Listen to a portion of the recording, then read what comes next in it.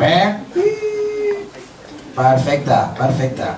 Molt bé. Es queda una mica Pequeño Nicolás, ella ha de... Ah, sí, Pequeño Nicolás. Queda allò, rotllo beseta quan està I ara has de posar el Twitter i és com els Oscars de Hollywood, no? Clar. 1.000 milions amb... Segur. Retweets, favoritos, me dejan de seguir, me siguen, bueno, increïble. Bé, doncs començarem amb el tema de les preguntes. Micro només tenim... Clar, com ho fem això? No, se'n sentirà, això no hi ha... Sí? Vale. Fem passant el com es diu allò? En ell se sentirà, no? Que crec, sí. A veure, tenim preguntes? Sí? A veure, ahí va. Aquell moment quan baixa diu, coño, pues sí que bajitos. A veure, molt bé. Perfecte. Hola, com te dius? Josep. Roger. Molt bé, Roger. Hola, Roger, què tal? Tot bé? Tot bé? Sí, i tant. De Girona? Digue'm. De Girona? Sí. Molt bé. Sant Gregori. Ens convides a sopar o què? Genes màgiques i fora. Exacte. Curiositat, m'agradaria saber, sobretot de cara a Marzani, dintre del doblatge feu servir molts registres quan dobleu, però tu fas servir molts personatges, com per exemple has parlat del Bleach, amb l'Ichigo, amb en Ranma, l'Orphan, el Pare Shin-chan, amb en Goku, tots fas servir sempre la mateixa veu. Ho fas tu perquè vols, o el lloc on treballes, la productora o el teu jefe, per exemple, t'obliga a fer servir la mateixa veu per així crear més expectació de cara a aquest nou anime o... Hòstia, bona pregunta, eh? Ja t'he dit. No. Generalment, clar, aquests personatges que has dit, Ichigo, Hanamichi, tots són nois més o menys de la mateixa edat com el Goku. Llavors, clar, una cosa és el teu timbre de veu, el teu registre, llavors generalment doncs, està clar que, vull dir, jo he fet personatges amb la veu molt diferent, però que la gent aquí no ho sap, clar, perquè no m'han reconegut, no? A part del que hem dit abans dels Teletubbies, però altres personatges. Però generalment, quan tu fas... pots canviar una mica amb el tema, és a dir, per exemple, el pare del Hiroshi té la veu més greu, el pare del Shin-chan, no? Que el Goku. Però hi ha personatges que, clar, la veu és la meva, és a dir, no... El que passa és que és una veu tan coneguda que molta gent diu, mira, el Goku, no? Fas un documental del Goku, fas una pel·lícula, el Goku, no? És que és així. Clar, a mi els personatges que em donen són gent generalment de la meva edat o gent jove, que pots canviar-ho amb el tema d'interpretació. No és el mateix el Hiroshi, que sempre va borratxo, el Shin-chan, que el Goku, no? O el Hanamichi, bueno, el Hanamichi podria semblar-se una mica el Goku estrafolari quan està com un llum, no? Però vull dir que no, també és veritat que hi ha altres personatges que he fet amb la veu absolutament diferent i que a vegades és més difícil que et captin. Però aquests personatges en si, clar, són nois joves. I si em permets, només per Micael, qui o per què decidiu canviar, per exemple, el nom original del mangaka? Per exemple, com has parlat abans d'en Ruffy, en català, el nom original és Monkey D. Luffy. Qui decideix aquests canvis? I el Piccolo, ja per patir. No. Hòstia, ja sabia jo que aquest home feia doblatge... Depèn, amb el tema de One Piece no és això. El tema de One Piece va ser una equivocació. Així ja clar. Sí. Així ja clar en català. I ja està. És a dir, no, us explico. El tema de One Piece és una anècdota, però el tema... És a dir, generalment, cada vegada més s'intenta deixar, i més en català, en castellà no, però en català sempre els noms propis estrangers de l'idioma que sigui s'intenten dir el més semblant possible. Tot i que el japonès costa molt, perquè ja sabeu que el japonès moltes vegades tenen 2 síl·labes fortes, no com nosaltres, llavors costa. Orihime, és a dir, depèn de... I clar, llavors això, en el tema de One Piece, és una anècdota que va ser una equivocació de... Bueno, errare és, hi ha un allò llatí, no? Errare és humà, no? I en aquest cas va ser del tema de... El que diu com hem de dir les coses és el lingüista. En aquest cas és una persona lingüista de TV3 que és el que fa l'adaptació lingüística de la sèrie i és el que et diu a tu, com a director, com he de dir els noms. Jo com a director tinc una llista de noms fonètiques i he de saber, evidentment, els símbols fonètics i dir exactament com és. I en el cas del Luffy, per això he dit Luffy, perquè jo ja sé que és Luffy, va ser que va començar la sèrie i i a mi em venen i veig que posa Rufi. I jo li vaig dir al lingüista, dic, escolta, perdona, dic, jo diria que és Luffy, eh? No, és Rufi. Per què? Dic, no, és Rufi segur. I em va donar una explicació que jo en aquell moment no ho sabia i vaig caure a quatre potes, però que després vaig averiguar que ell s'estava equivocat. L'explicació que em va donar és que, i els que saben japonès sabeu que no és així, que la R en japonès no la saben dir. I llavors com el xinès, no? I que van dir, bueno, diuen Luffy perquè no saben dir Rufi. I perquè a Alemanya, el One Piece alemany diuen Rufi. I llavors, doncs, diu, els alemanys, allò típic, els alemanys són els millors, no? Els alemanys són els millors i com els alemanys ho fan molt bé i els alemanys ho diuen així.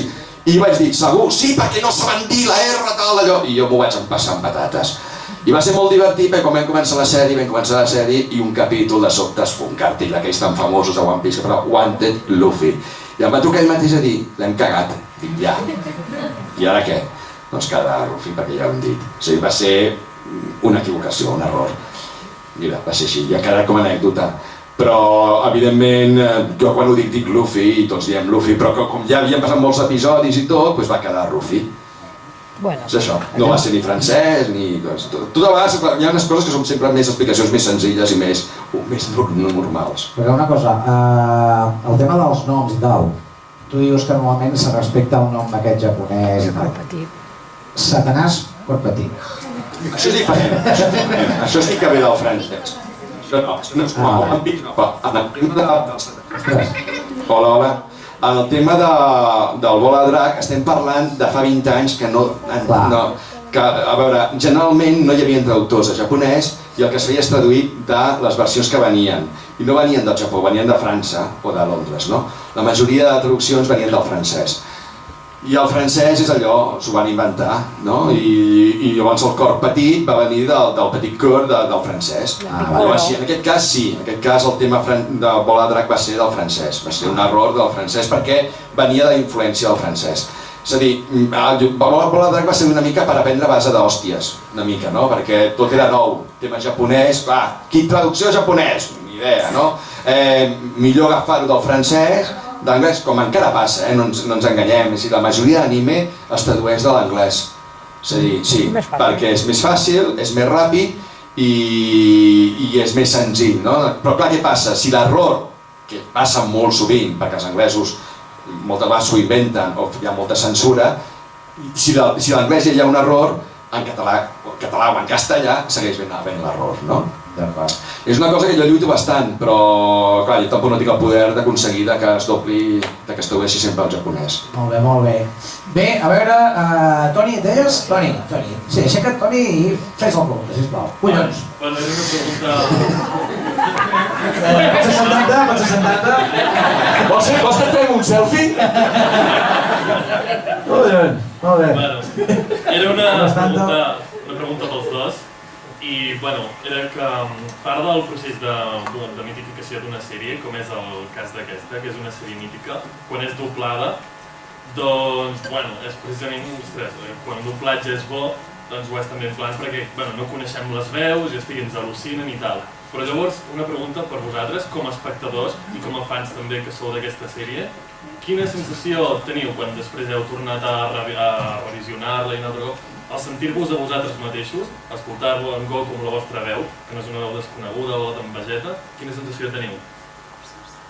No ho sé, jo per exemple ahir a la nit, buscant canals allà a casa meva amb la família, doncs apareix Bola de Drac perquè la van repetint contínuament i... No, bueno, et sents tu mateix, però vull dir, és una cosa que ja agafes una distància, perquè ja saps que el Vegeta té aquella veu. Passa que, mira, casualment ets tu, no? Però no... Hòstia.